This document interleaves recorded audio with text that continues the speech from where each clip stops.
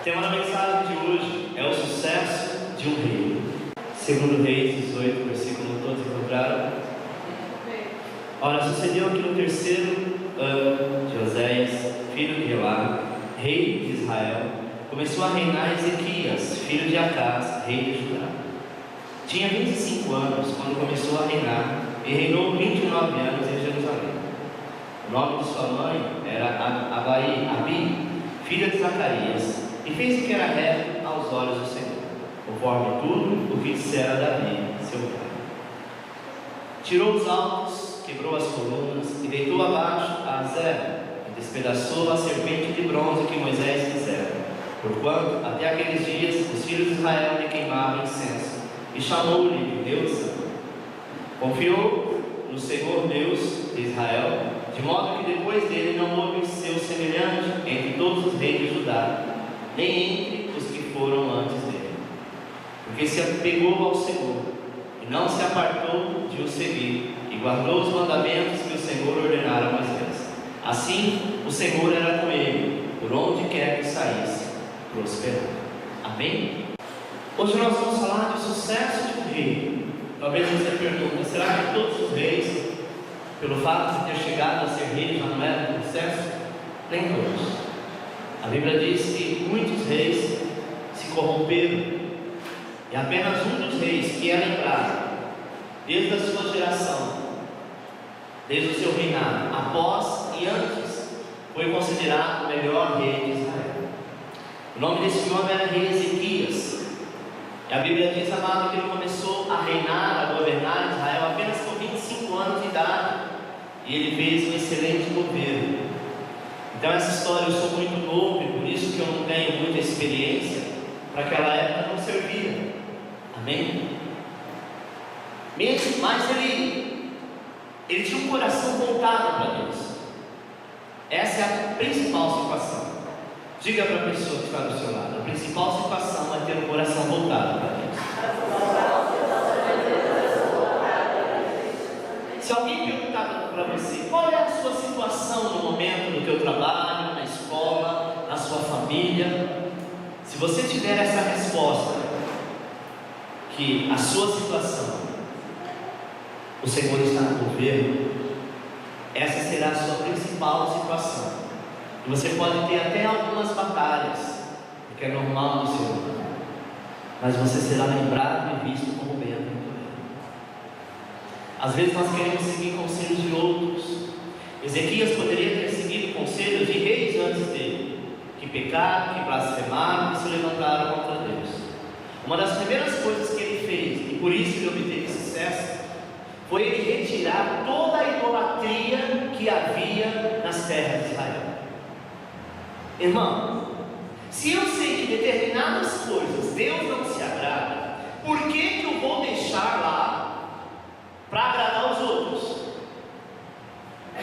Por que eu vou deixar para ser político? Ele não precisava ser político, ele já era rei. Amém? A primeira coisa que ele faz é quebrar os postes ídolos. E nós precisamos entender isso. Ele não andou, sabe, pelos maus exemplos do seu pai. O seu pai Acás, ele fez caminhos tortuosos, sabe, pelos caminhos de Davi, que a Bíblia diz que poderia, e se tornou a menina dos olhos de Deus. Mas Davi poderia ter sido melhor, mas Davi deixou subir a cabeça. Uma coisa que nós devemos entender, e eu sempre digo isso: o Senhor, Ele vai te dar aquilo que você tem condição de devolver a Ele. Amém? Quando Deus nos dá algo e nós tomamos posse, dizemos: isso é meu, ninguém toca isso aqui, eu não dou, eu não empresto isso aqui, eu não abençoo ninguém porque isso aqui é meu. Você pode ter certeza que não fica contigo muito tempo. Esse mesmo teste Deus fez com Abraão, o seu único filho. Ele diz: eu quero Isaac como sacrifício. Doeu, mas Abraão foi e fez. Existe uma história, irmãos, e Abraão bem sabia disso. Abraão, ele era bem novo, e ele foi levado a sacrifício. Ele quase morreu pelas mãos dos egípcios. No momento em que ele estava lá preso e levantaram o cutelo para matá-lo, ele orou ao Senhor dizendo: Senhor, se é chegada a minha hora, eis-me aqui, mas se não, que o Senhor me livre. E naquele momento todos puderam ver que havia um Deus em Israel. O Senhor bradou do alto de Abraão daquela situação. Por essa experiência ele passou a mesma coisa com o filho dele. Amém? Nós precisamos entender, amado, que o rei Ezequias, ele era um homem de Deus e ele era um homem reto diante do Senhor. O que é ser um homem reto diante do Senhor, pastor? É aquele que não é aquele que não pega, é aquele que não pisa na bola? Não é isso. Ser reto é aquele que pode até cometer isso, mas quando comete, diz: Senhor, me perdoa. Tem gente, amado, que ao cometer por várias vezes, Deus até acostumou comigo, Deus sabe que eu sou assim mesmo, então eu não preciso nem mais pedir perdão, porque lá no passado ele já sabe. Você está enganado, isso não é ser reto. Amém? O bom motorista não é aquele que nunca bateu o carro, que nunca tomou uma multa. O bom motorista é aquele que, diante da situação errada, ele se coloca na posição. Ele diz: não, opa, alguma coisa está errada, preciso consertar. Amém? Saiu da tela. E nós precisamos entender isso. Ser reto é sempre voltar em retidão. Segundo Crônicas 29:2 diz assim: e fez o que era reto aos olhos do Senhor, conforme tudo quanto fizera Davi seu pai. Amém? O seu reinado passou para a história como um dos mais competentes e prósperos do reino do sul. Ele foi lembrado e é lembrado até os dias de hoje. Um dos reinos mais competentes. Começou com um jovem e se tornou uma pessoa de sucesso. E é sobre esse sucesso, quais foram as 7 características que ele teve que fez a diferença para ele ter sucesso. A primeira foi sua determinação. Ele destruiu os ídolos. Segundo Reis 18:4 diz assim: removeu os altares idólatras, quebrou as colunas sagradas e derrubou os postos sagrados, despedaçou a serpente de bronze que Moisés havia feito, pois os israelitas lhe queimavam incenso e era chamada de Neustra. Amém? Ele destruiu os ídolos, amado. Ele não se submeteu à idolatria, porque isso era o que a nação queria. Alguns deles disseram assim: olha, essa serpente de bronze foi Moisés que fez, então isso aqui não é idolatria. Se você ler a história, você vai entender que quando o povo se levanta contra Moisés, o Senhor disse para Moisés: levanta e faz uma serpente de bronze, e todo aquele que for mordido por uma serpente, e levanta essa serpente e coloca no mastro, num ponto em que todas as pessoas possam ver. Todo aquele que for mordido por serpente, estiver em risco de morte, ao olhar para a serpente de bronze, vai ser curado. Aquilo era uma tipologia do Jesus que viria. Toda enfermidade, todo levantar do diabo, e a serpente representa Satanás, sabe? Toda serpente que nos morde, quando nós olhamos para Jesus, nós somos curados, nós somos restaurados.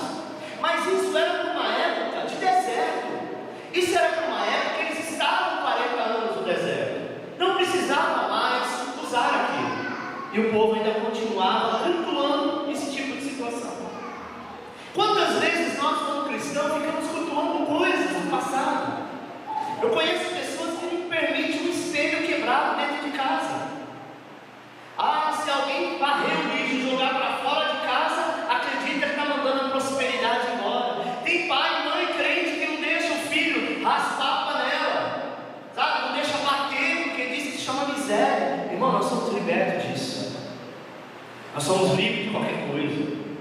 Amém? A graça e a misericórdia do Senhor está sobre a tua vida. E uma das coisas, sabe, que fez sucesso no reinado de Ezequias foi isso. Ele fez a diferença. Ele disse: deixa essas coisas, essas crendices para trás, porque hoje nós somos nova vida. Hoje nós servimos a um único Deus e não precisamos disso. Segunda atitude, sua fé confiou somente em Deus. Ele confiou, amado, apenas em Deus. Ele não andou pelos caminhos de Acás, seu pai, que de vez em quando, sabe, ficava oscilante em relação a Deus e aos deuses. Nós só temos um único Deus. E Ele é capaz e superior a resolver toda a situação. Eu não preciso estar fazendo, sabe, culto a São José, a fulano Deus e tal, porque precisa mandar chuva. O meu Deus sabe mandar chuva. Nós não precisamos de um Deus para cada coisa, basta que nós tenhamos um só.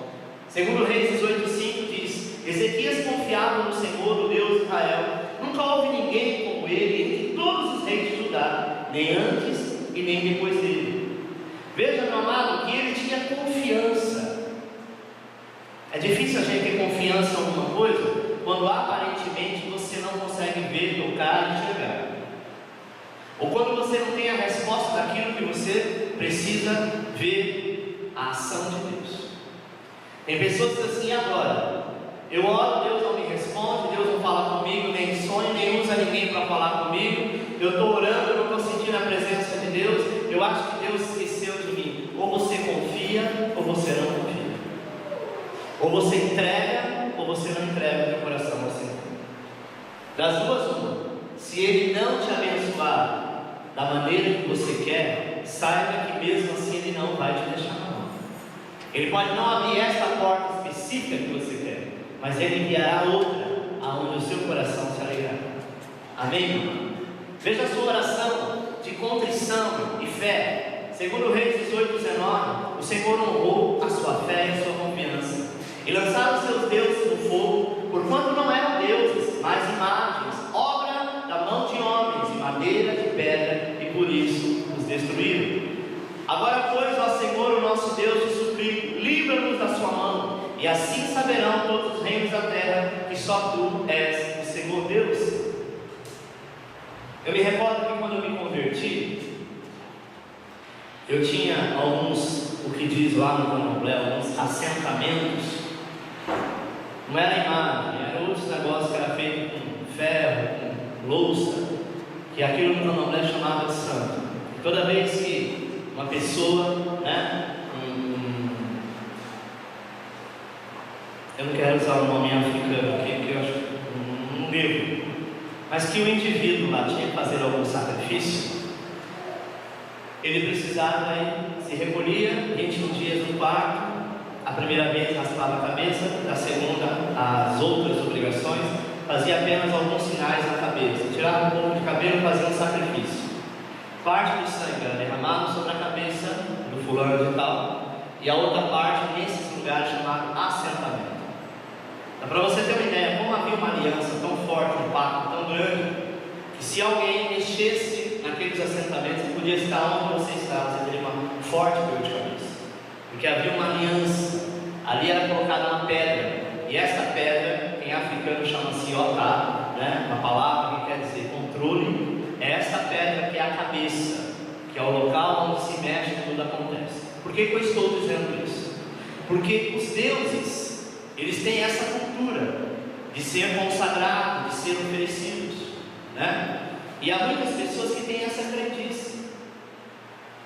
Há um tempo atrás saiu na televisão o pessoal fazendo como que é o nome?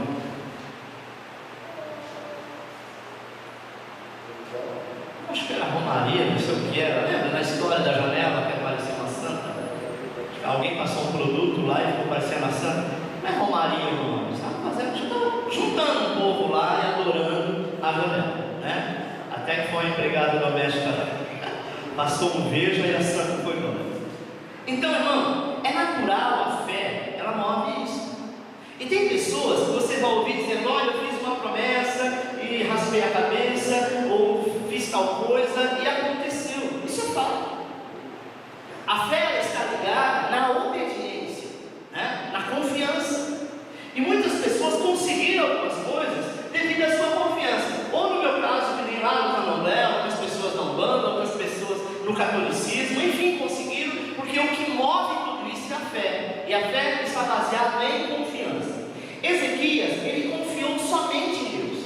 Quando ele quebra todos os postes ídolos, quando ele derruba tudo aquilo, o povo se levanta e diz assim: olha, o santo fulano de tal, o Deus fulano de tal, vai se revoltar e vai trazer uma grande praga, uma grande fome em Israel.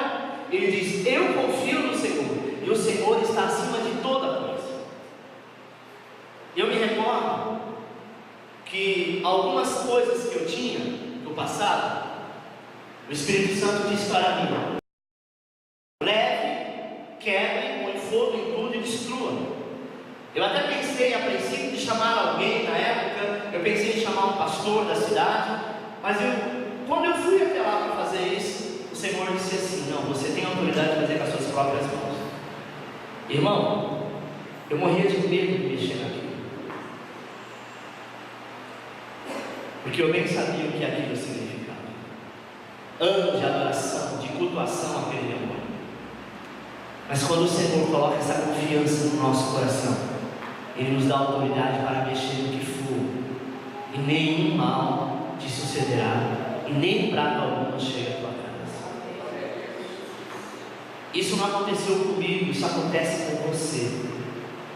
O que o Senhor quer nos dizer nesta noite é que nada pode abalar a tua fé, nada pode te intimidar, porque maior é o que está contigo.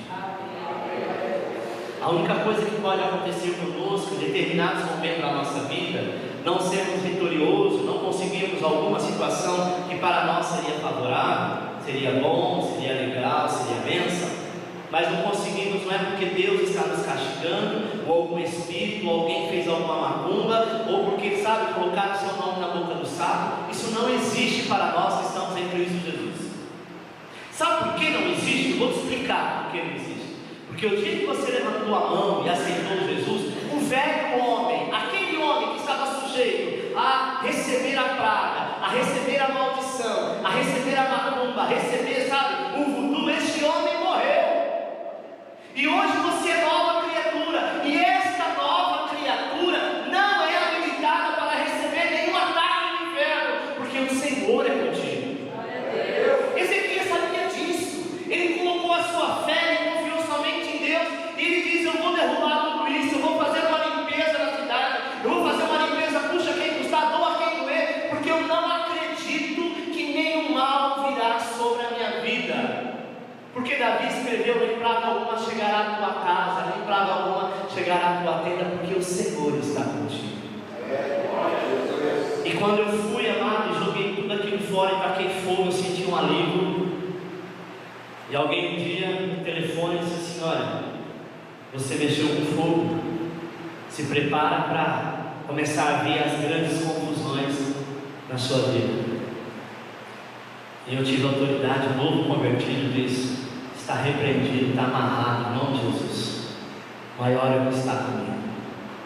E pela primeira vez eu não senti medo, porque eu tinha confiança no Senhor. E é isso que nós precisamos ter.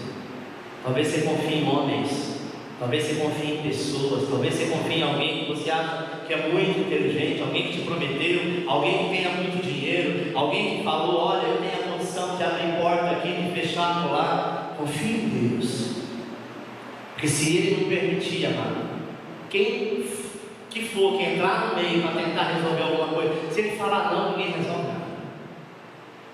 Amém? Terceiro, a sua segurança apegou-se ao Senhor somente. Segundo Reis 18:6 diz assim: porque se apegou ao Senhor e não se apartou de o Senhor, e guardou os mandamentos que o Senhor ordenara a Moisés. Eu vou ler de novo. Vamos ler todos juntos?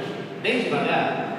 Porque se apegou ao Senhor. Ele se apegou a quem? Ao Senhor. Não se apartou de o Senhor. Preste atenção, isso aqui. O texto diz assim: ele se apegou ao Senhor de uma maneira, dizendo: Senhor, agora sou eu e o Senhor. É nós dois juntos e misturados. Não vou te abandonar por nada. Irmão, na nossa vida como cristão, há vontade, tem dias que dá vontade de jogar tudo para cima. Já aconteceu isso contigo? Chutar o pau da barraca? Mas aí quando você lembra de quem é Deus na sua vida, você fala: não. Aonde eu acharei um Deus tão tremendo, um Deus tão maravilhoso?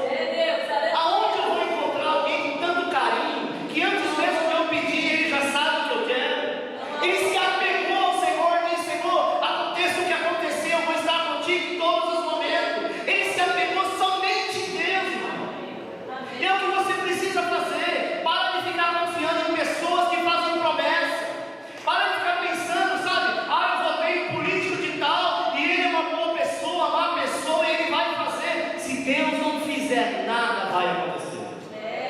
E ainda que Ele fizer, e Deus quiser fazer o contrário, na tua vida será diferente. Sabe por quê? Porque é uma promessa de Deus na tua vida. E a palavra que você libera, a palavra que você recebe no altar, ela tem poder de transformação. Amém. Deus aleluia. Irmãos, eu gostaria, sinceramente, sem demagogia, de ter um pastor como eu sou. Gostaria de muitas vezes estar no seu lugar, de ser ministrado. Porque eu tenho visto com os meus próprios olhos, nesses 20 anos, porque eu me apego ao Senhor, a palavra que é liberada no altar acontece na vida da igreja. E ninguém vê pastor aqui amaldiçoando ninguém. É ano difícil, nós passamos vários anos que não foram fáceis, mas não havia desemprego na igreja, nunca houve escassez na igreja, não é verdade? Você pode até passar momentos difíceis, principalmente os que são fiéis. A palavra de Deus é muito clara. Davi, quando disse: hoje eu sou velho, mas eu já fui moço, e eu nunca vi um justo mendigar pão. Quando nós somos fiéis, Deus é fiel. A Bíblia diz: mesmo que a gente não seja fiel, Ele permanece fiel.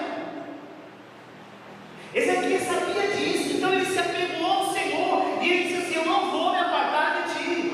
Ele disse: vou guardar os mandamentos que o Senhor ordenara a Moisés. Ele tinha Moisés como líder, Moisés já não estava mais entre eles. Tem alguns ensinamentos que o meu pai, enquanto vida, deu a nós quando criança, que eu já passei para os meus filhos, hoje estou passando para os meus netos, já passei para a igreja várias vezes, ensinamentos.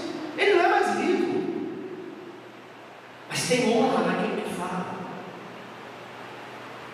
E uma das coisas, amado, que a igreja dos últimos dias hoje não tem honrado a sua liderança, não tem honrado o pai e mãe, não tem honrado, sabe, os seus professores, não tem honrado a sua liderança de modo geral. Quando eu falo liderança, eu não falo só da igreja, eu falo de modo geral.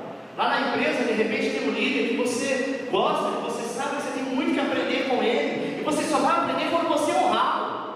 Amém? A Bíblia diz: da maneira que você honra, duplamente você é honrado.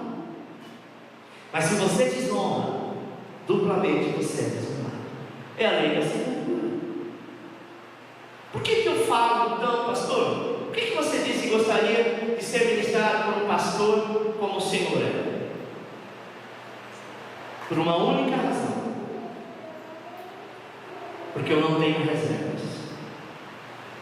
O meu prazer é abençoar, não que os outros pastores não façam isso, mas eu sei que uma palavra liberada sobre a tua vida, eu só não posso dizer o dia e a hora que vai acontecer, mas eu sei que vai se cumprir. E eu já fui ministrado outras vezes por outros pastores de aliança, e que não aconteceu. Não me julgo melhor do que eles,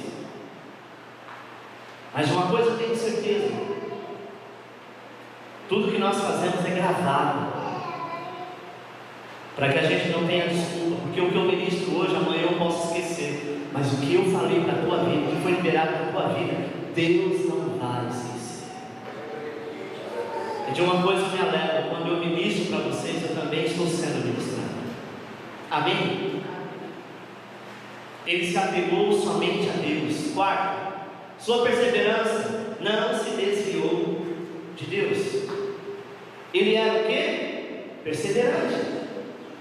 Existe momentos na nossa vida que é igual essa figura aqui, ó. São vários degraus, e de repente você está no degrau que você acha que o próximo você vai alcançar, e ele está lá. Já aconteceu isso contigo? Estava vindo tudo certinho, de repente o degrau acabou, alguém tirou do local, ou você não percebeu, ou veio com defeito de fábrica. Você diz: e agora? Na altura que eu estou, se eu desequilibrar aqui, o tombo vai ser muito grande, o próximo degrau está muito acima da minha cabeça. Mas eu te digo, irmão, se o Senhor permitiu isso, é porque Ele sabe que você é capaz, não é à toa. Por muitas vezes você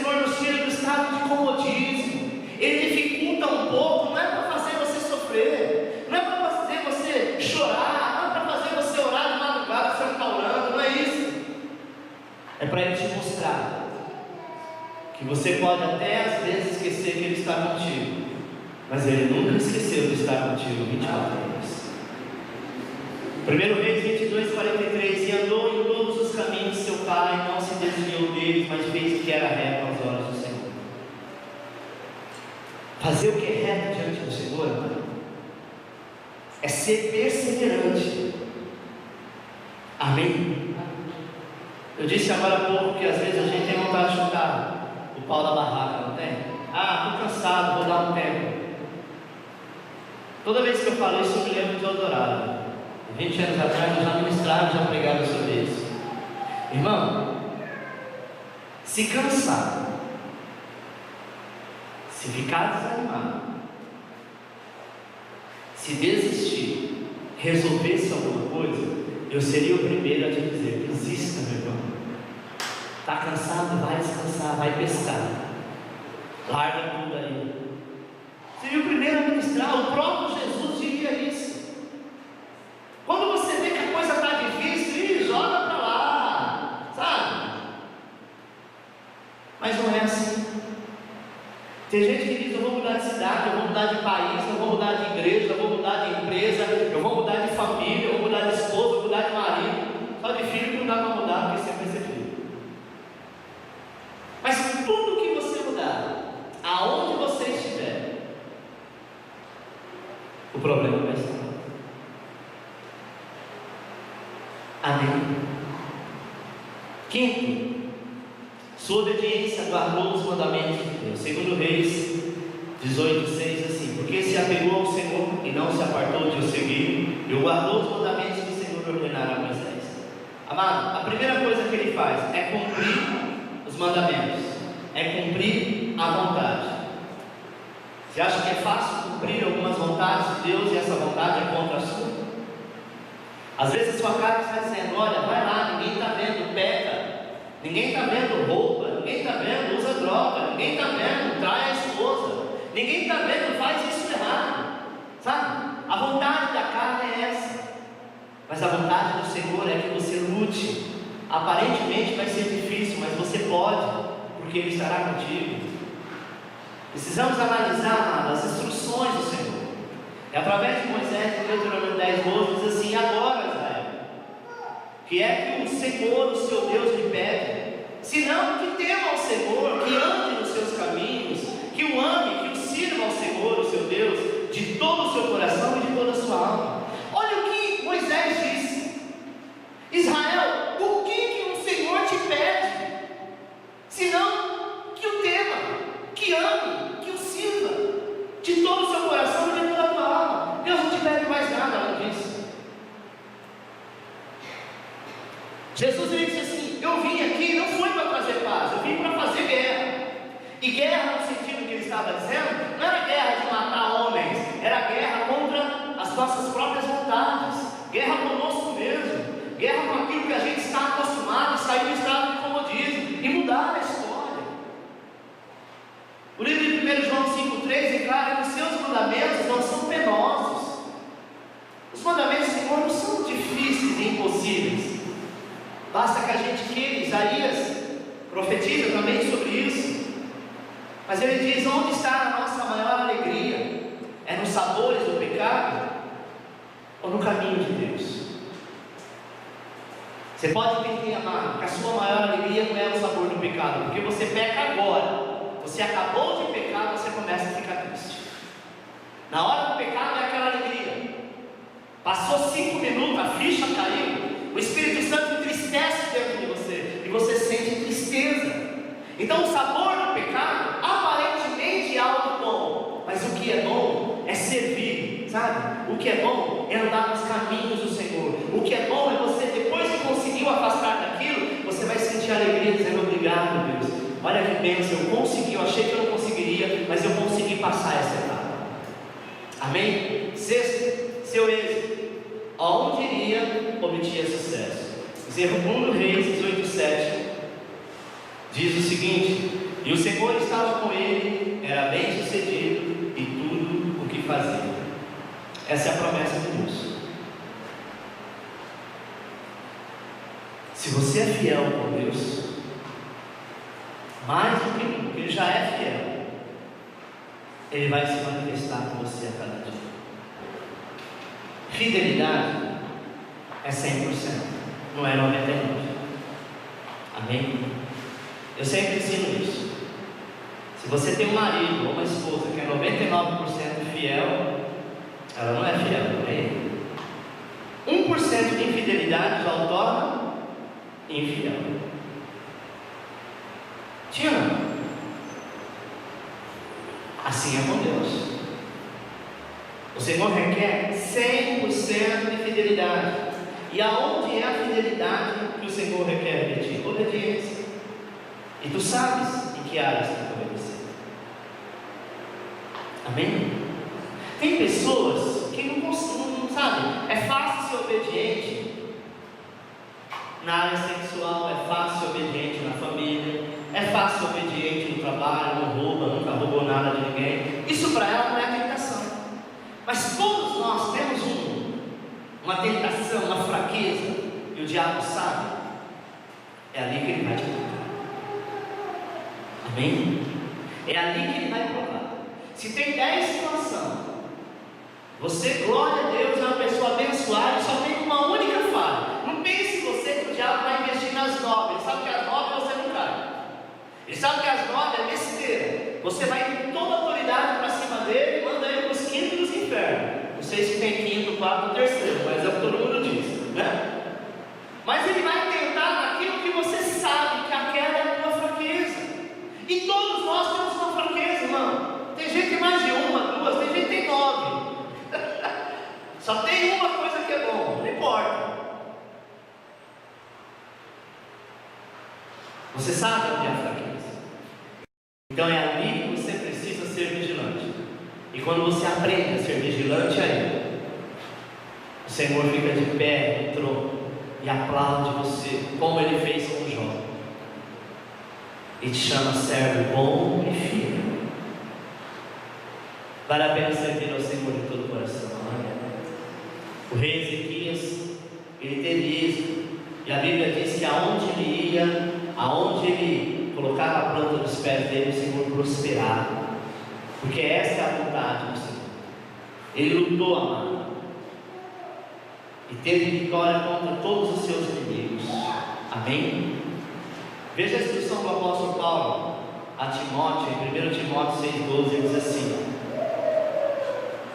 combate o bom combate da fé, toma posse da vida eterna, para a qual também foste chamado, e de que fizeste a boa confissão perante muitas testemunhas. Aqui alterou um pouco o texto para uma outra versão.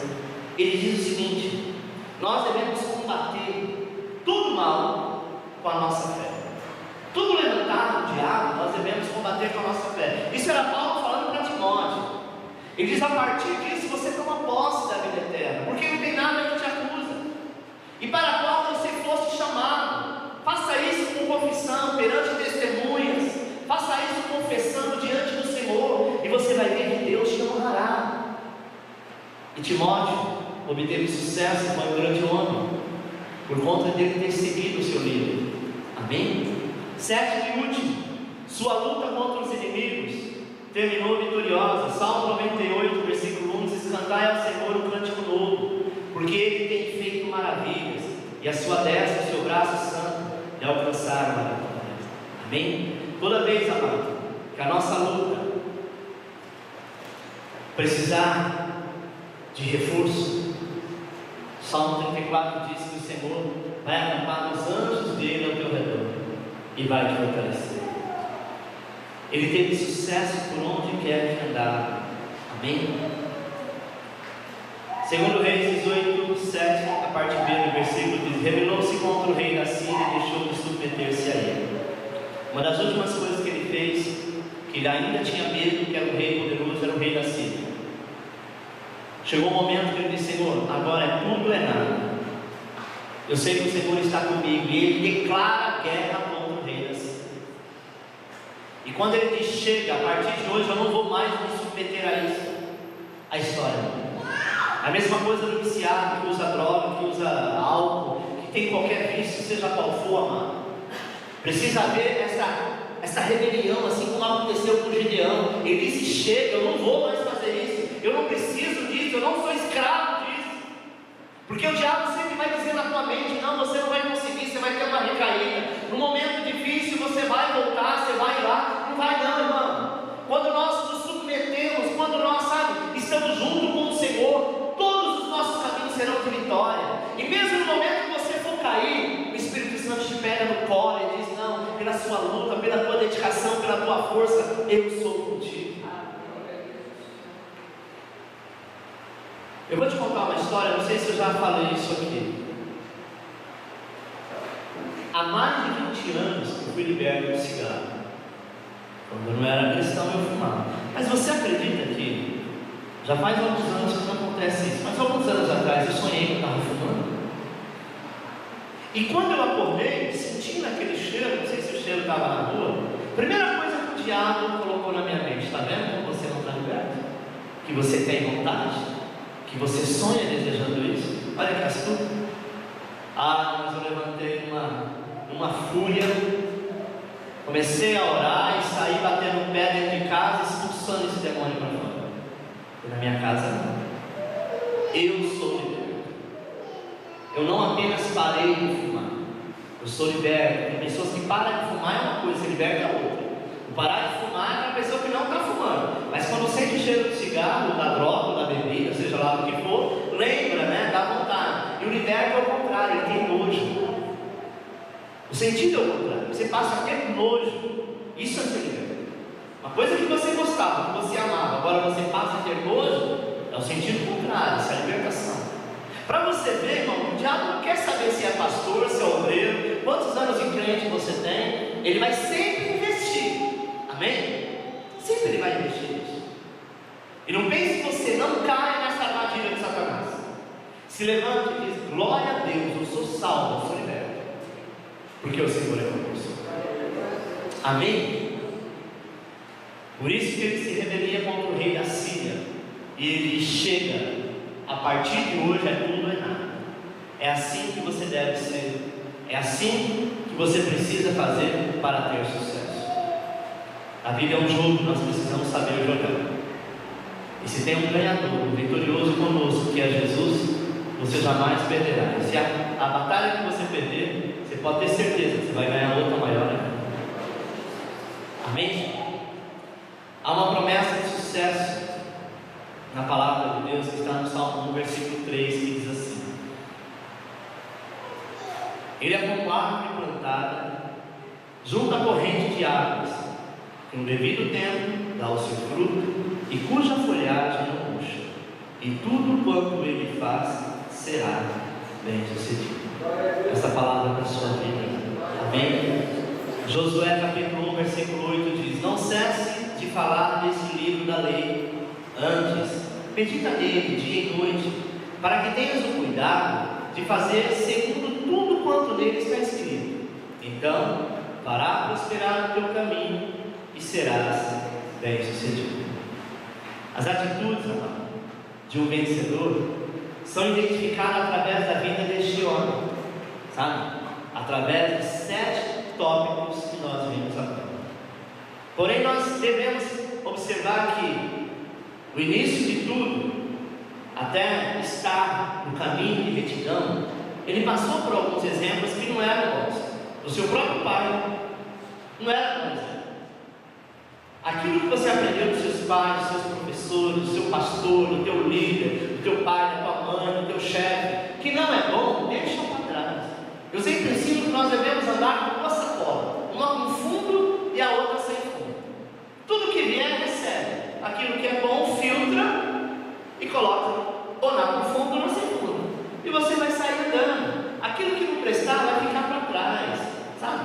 Porque se tudo a gente guardar, vai virar um verdadeiro tudo. É igual aquelas pessoas que saem na rua cascando parafuso, guarda-chuva velho, prego, né? Fechadura enferrujada, dizendo: vai que um dia eu preciso. Aí leva para casa, põe dentro do quartinho, daqui a pouco não consegue nem fechar a porta desse quartinho, aí já começa a ir nos corredores. Tudo coisa que talvez um dia você precisa. E na hora que você precisa, você não sabe onde está. E aí você pior, vai ter que comprar e ainda carrega aquela bagagem toda. Por isso que na vida nós devemos carregar uma sacola sem fundo. Aquilo que não presta, joga lá. Quando você menos esperar, você já não está carregando mais disso. E seja um homem de Deus, uma mulher de Deus, bem-aventurado. 2015 está aí, nos esperando para ser homens e mulheres de sucesso.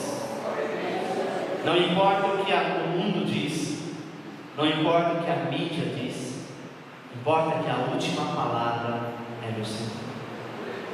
Amém? Importa, amado, que maior é aquele que fez a promessa. O Senhor está aqui neste lugar, e a cada dia Ele quer te abençoar com toda sorte de bênção. Amém? A cada dia Ele quer que você ande na presença do Senhor. Ele quer que você venha à fonte de todas as vitórias e sucesso que é Jesus Cristo. Amém? Tenha certeza de uma coisa: se o Senhor te chamou para essa peleja, é porque Ele reconhece, é porque Ele sabe que você é capaz, que você pode, que você alcança e que você é mais que vencedor. Aplauda o Senhor.